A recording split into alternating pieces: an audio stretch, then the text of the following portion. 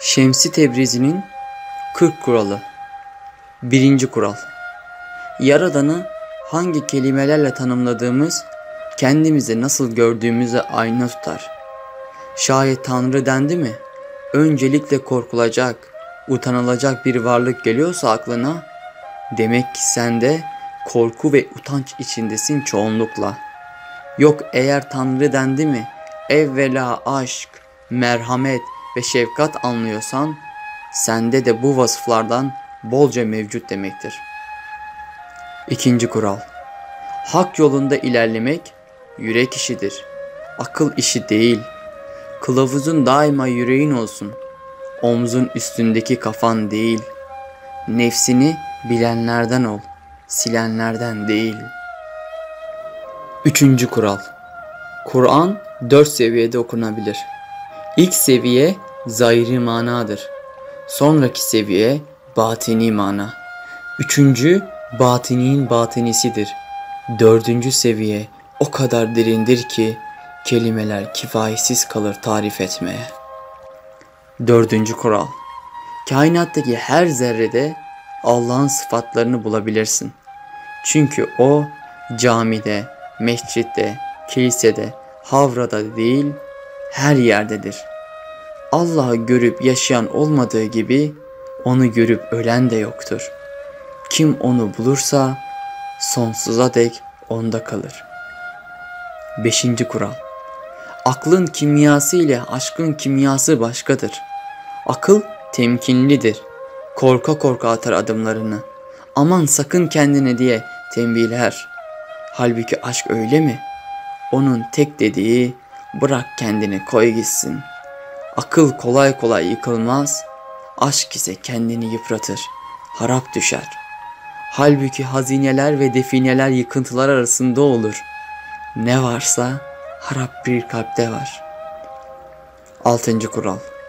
Şu dünyadaki çatışma, ön yargı ve husumetlerin çoğu dilden kaynaklanır. Sen ol, kelimelere fazla takılma. Aşk diyarında dil zaten hükmünü yitirir. Aşk dilsiz olur. 7. kural.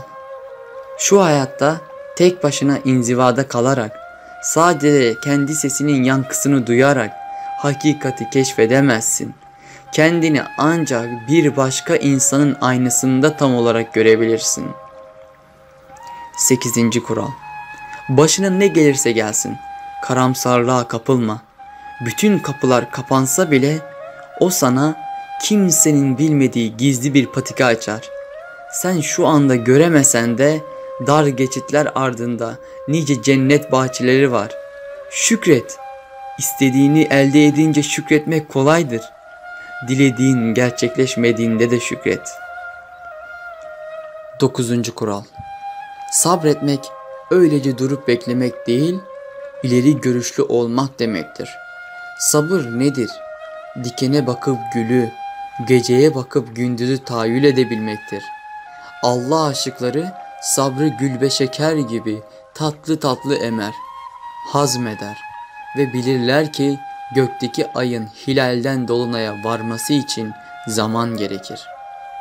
10. kural. Ne yöne gidersen git, doğu, batı, kuzey ya da güney, çıktığın her yolculuğu içine doğru bir seyahat olarak düşün. Kendi içine yolculuk eden kişi sonunda arzı dolaşır. 11. kural. Ebe bilir ki sancı çekilmeden doğum olmaz. Ana rahminden bebeğe yol açılmaz. Senden yepyeni, taptaze bir sen zuhur edebilmesi için zorluklara, sancılara hazır olman gerekir. 12. kural. Aşk bir seferdir. Bu sefere çıkan her yolcu istese de istemese de tepeden tırnağa değişir. Bu yollara dalıp da değişmeyen yoktur. 13. kural. Şu dünyada semadaki yıldızlardan daha fazla sayıda sahte hacı hoca, şıh var. Hakiki mürşit seni kendi içine bakmaya ve nefsini aşıp kendindeki güzellikleri bir bir keşfetmeye yönlendirir. Tutup da ona hayran olmaya değil. 14. kural. Hakkın karşına çıkardığı değişimlere direnmek yerine teslim ol. Bırak hayat sana rağmen değil, seninle beraber aksın. Düzenin bozulur, hayatımın altı üstüne gelir diye endişe etme. Nereden biliyorsun hayatının altının üstünden daha iyi olmayacağını? 15. kural. Allah içte ve dışta her an hepimizi tamama erdirmekle meşguldür. Tek tek her birimiz tamamlanmış bir sanat eseriyiz. Yaşadığımız her hadise, atlattığımız her badire eksikliklerimizi gidermek için tasarlanmıştır. Rab noksanlarımızla ayrı ayrı uğraşır. Çünkü beşeriyet denen eser kusursuzluğu hedefler. 16. kural. Kusursuzdur ya Allah, onu sevmek kolaydır. Zor olan hatasıyla, sevabıyla fani insanları sevmektir. Unutma ki kişi bir şeyi ancak sevdiği ölçüde bilebilir. Demek ki hakikaten kucaklamadan ötekini, yaradandan ötürü yaradılanı sevmeden ne layıkıyla bilebilir ne de layıkıyla sevebilirsin. 17. kural. Esas kirlilik dışta değil içte, kisvede değil kalpte olur. Onun dışındaki her leke ne kadar kötü görünürse görünsün, yıkandı mı temizlenir. Yıkamakla çıkmayan tek pislik, kalplerde yağ bağlamış haset ve art niyettir. 18. kural. Tüm kainat olanca katmanları ve karmaşasıyla insanın içinde gizlenmiştir. Şeytan dışımızda bizi ayatmayı bekleyen korkunç bir mahluk değil, bizzat içimizde bir sestir.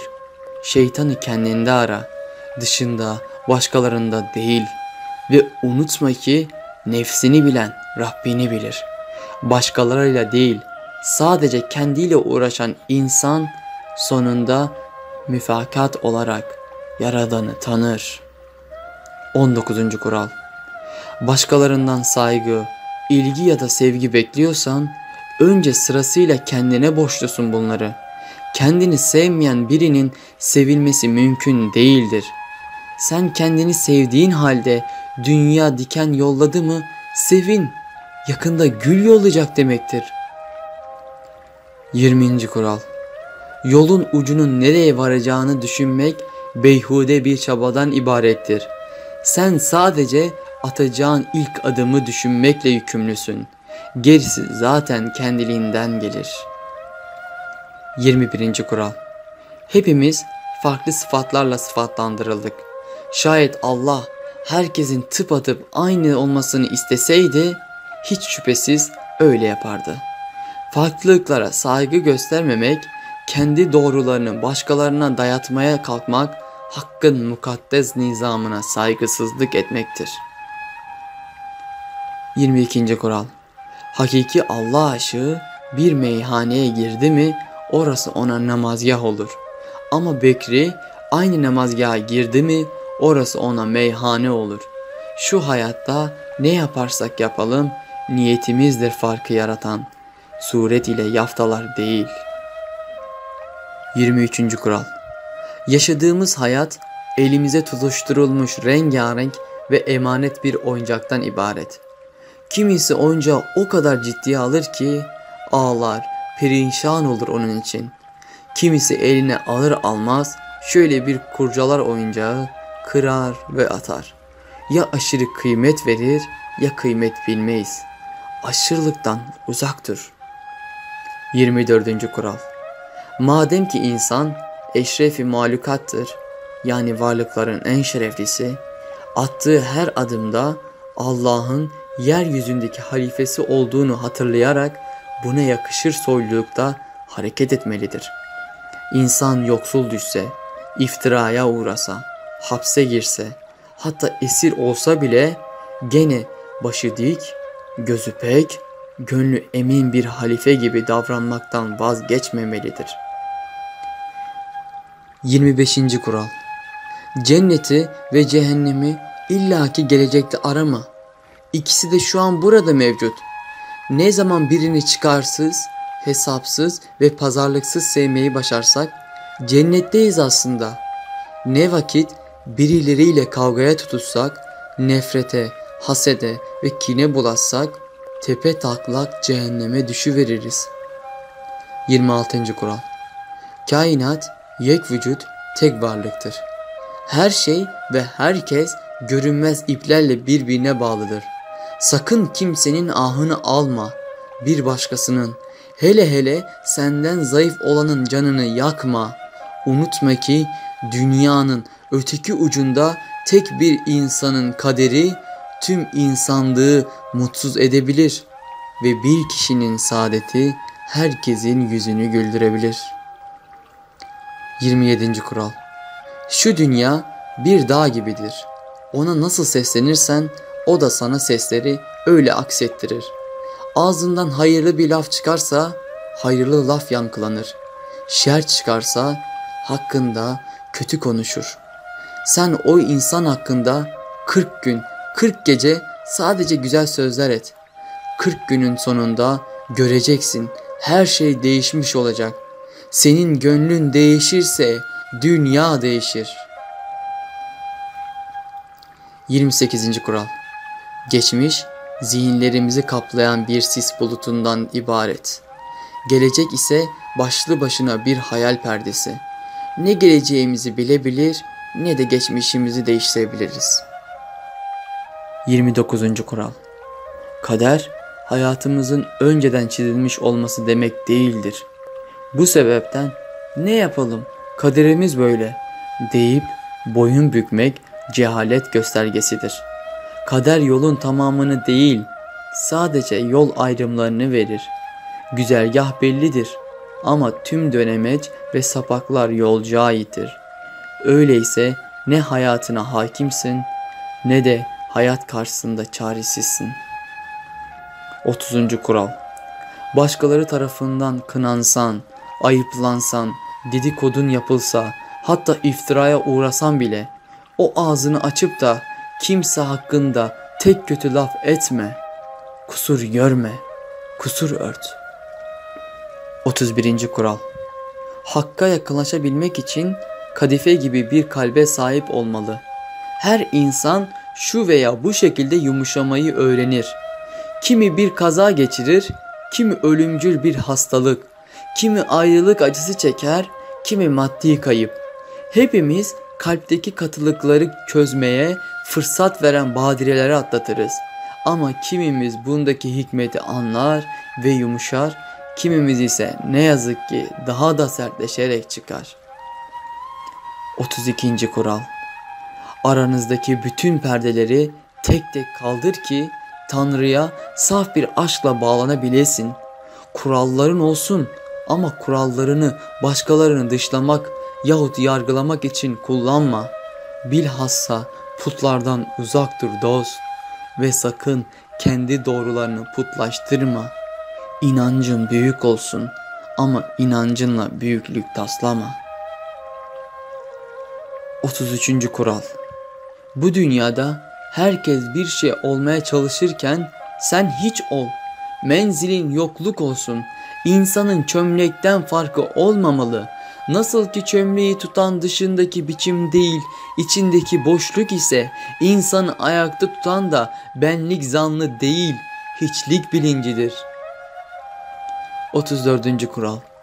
Hakka teslimiyet ne zayıflık ne edilgenlik demektir.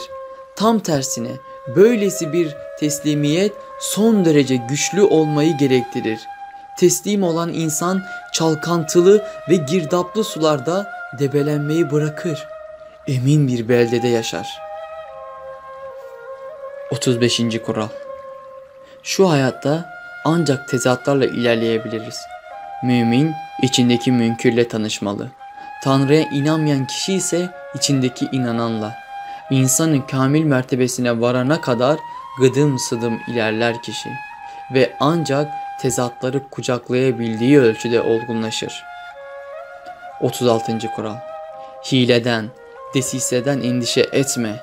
Eğer birileri sana tuzak kuruyor, zarar vermek istiyorsa Tanrı da onlara tuzak kuruyordur. Çukur kazanlar o çukura kendileri düşer. Bu sistem karşılıklar esasına göre işler. Ne bir katre hayır karşılıksız kalır, ne bir katre şer. Onun bilgisi dışında yaprak bile kıpırdamaz. Sen sadece buna inan. 37. Kural. Tanrı kılı kırk yararak titizlikle çalışan bir saat ustasıdır. O kadar dakiktir ki sayesinde her şey zamanında olur. Ne bir saniye erken ne bir saniye geç. Her insan için biz aşık olma zamanı vardır. Bir de ölmek zamanı. 38. Kural. Yaşadığım hayatı değiştirmeye, kendimi dönüştürmeye hazır mıyım diye sormak için hiçbir zaman geç değil. Kaç yaşında olursak olalım, başımızdan ne geçmiş olursa olsun, tamamen yenilenmek mümkün. Tek bir gün bile öncekinin tıpatıp tekrarıysa yazık. Her an, her nefeste yenilenmeli, yepyeni bir yaşama doğmak için ölmeden önce ölmeli. 39. Kural. Noktalar sürekli değişse de bütün aynıdır. Bu dünyadan giden her hırsız için bir hırsız daha doğar. Ölen her dürüst insanın yerini bir dürüst insan alır. Hem bütün hiçbir zaman bozulmaz, her şey yerli yerinde kalır merkezinde, hem de bir günden bir güne hiçbir şey aynı olmaz.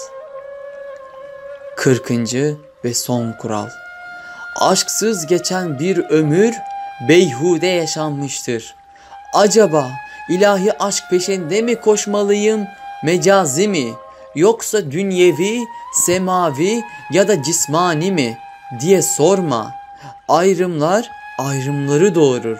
Aşkın ise hiçbir sıfata ve tamlamaya ihtiyacı yoktur. Başlı başına bir dünyadır aşk. Ya tam ortasındasındır merkezinde ya da dışındasındır hasretinde.